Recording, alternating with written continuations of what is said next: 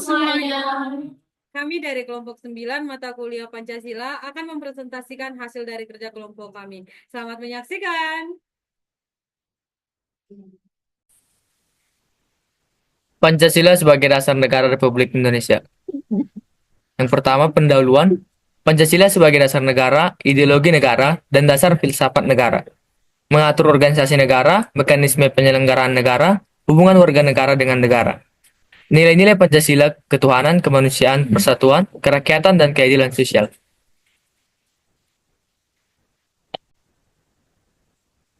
Selanjutnya, yang pertama adalah menelusuri konsep negara, tujuan negara, dan urgensi dasar negara. Kemudian, di sini adalah konsep-konsep negara. Yang pertama adalah manusia sebagai makhluk sosial dan politik membutuhkan negara. Yang kedua, unsur-unsur negara, wilayah rakyat, organisasi pemerintahan, dan pengakuan internasional.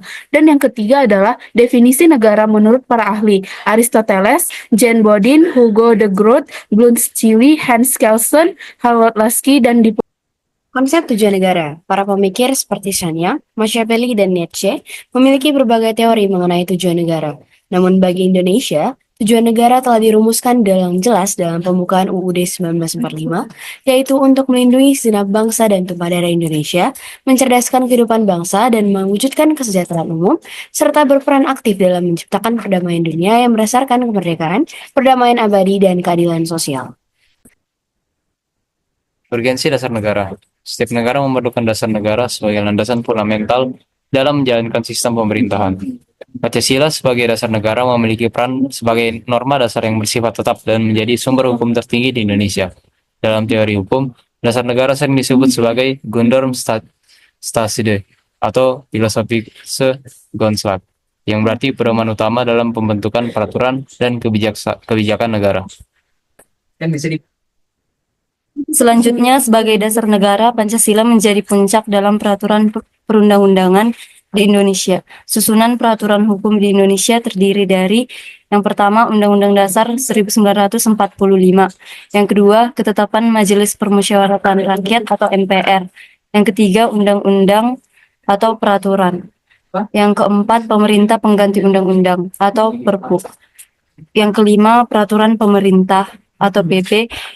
Yang keenam, peraturan presiden. Yang ketujuh, peraturan daerah. Dasar negara. Sumber yuridis Pancasila sebagai dasar negara.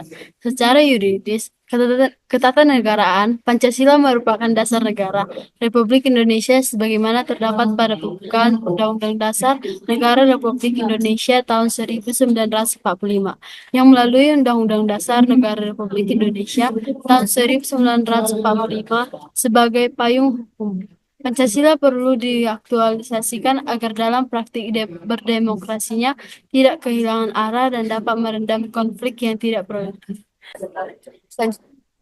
Sumber historis. Tunggu.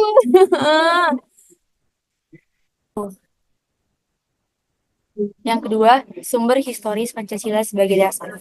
Pancasila sebagai dasar negara sering juga disebut sebagai filosofi Grundslag dari negara, ideologi negara, dan state side. Dalam hal tersebut, Pancasila digunakan sebagai dasar mengatur pemerintah negara. Atau dengan kata lain, Pancasila digunakan sebagai dasar untuk mengatur penyelenggaraan negara. Yang ketiga yaitu sumber sosiologis Pancasila sebagai dasar negara. Pertama, nilai-nilai ketuhanan atau religiusitas sebagai sumber etika dan spiritualitas yang bersifat vertikal transendental dianggap penting sebagai fundamental etika kehidupan bernegara. Kedua, nilai-nilai kemanusiaan universal yang bersumber dari hukum Tuhan, hukum alam, dan sifat-sifat sosial atau bersifat horizontal. Dianggap penting sebagai fundamental etika politik kehidupan bernegara dalam pergaulan dunia. Ketiga, nilai-nilai etis kemanusiaan harus mengakar kuat dalam lingkungan pergaulan kebangsaan yang lebih dekat sebelum menjangkau pergaulan dunia yang lebih jauh. 4. Nilai ketuhanan, nilai kemanusiaan, dan nilai serta cita-cita kebangsaan itu dalam aktualisasinya harus menjunjung tinggi kedaulatan rakyat yang dipimpin oleh hikmat kebijaksanaan.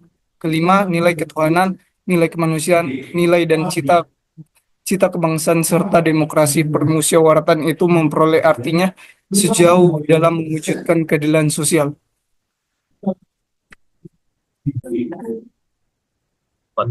Sumber politis Pancasila sebagai dasar negara. Bagi warga negara yang berkiprah dalam suprastruktur politik atau sektor pemerintah, yaitu lembaga-lembaga negara dan lembaga-lembaga pemerintahan, baik di pusat maupun di daerah. Pancasila merupakan norma hukum dalam memformulasikan dan mengimplementasikan kebijakan publik yang menyangkut hajat hidup orang banyak. Lalu yang keempat, tantangan dalam implementasi Pancasila.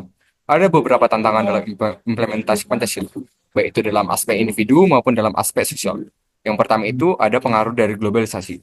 Nah, globalisasi ini membawa berbagai budaya asing yang tidak selalu sesuai dengan nilai-nilai Pancasila, sehingga gaya hidup individualisme dan konsumtif dapat mengikis semangat gotong royong dan kebersamaan yang menjadi ciri khas bangsa Indonesia.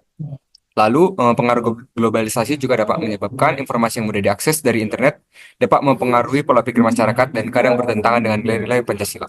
Lalu yang kedua itu tantangannya adalah radikalisme dan intoleransi. Munculnya paham radikal yang menolak keberagaman dan persatuan nasional menjadi ancaman serius bagi ideologi Pancasila. Intoleransi juga dalam kehidupan sosial ini dapat memicu konflik antar kelompok, baik dalam aspek agama, suku, maupun politik. Lalu, yang ketiga itu Pancasila juga mengajarkan sikap saling menghormati dan toleransi. Tapi beberapa kelompok ekstremis justru berusaha menggantikan ideologi negara dengan paham mereka sendiri. Lalu yang ketiga itu ada kesenjangan sosial dan ekonomi. Kesenjangan sosial dan ekonomi dapat menyebabkan ketimpangan ekonomi yang masih tinggi, sehingga banyak masyarakat yang tidak dapat mendapatkan kesejahteraan yang merata. Lalu, perbedaan akses terhadap pendidikan, kesehatan, dan pekerjaan juga dapat memicu kecemburuan sosial serta menurunnya kepercayaan terhadap pemerintah.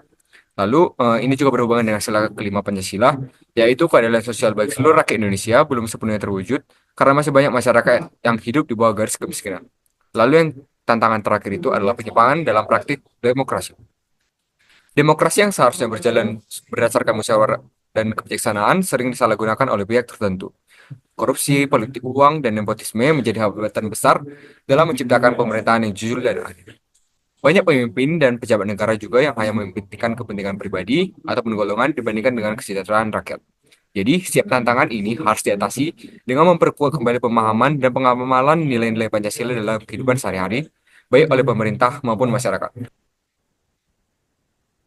Kesimpulan, yang pertama Pancasila adalah dasar negara, ideologi, dan filsafat negara Indonesia. Yang kedua, Pancasila menjadi sumber dari segala sumber hukum.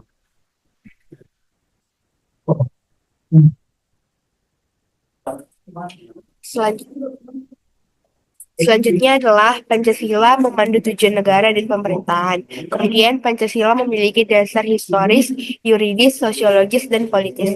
Dan yang terakhir adalah implementasi Pancasila masih menghadapi tantangan yang harus diatasi bersama. Baik, demikian hasil dari presentasi kelompok 9. Sekian dan terima kasih.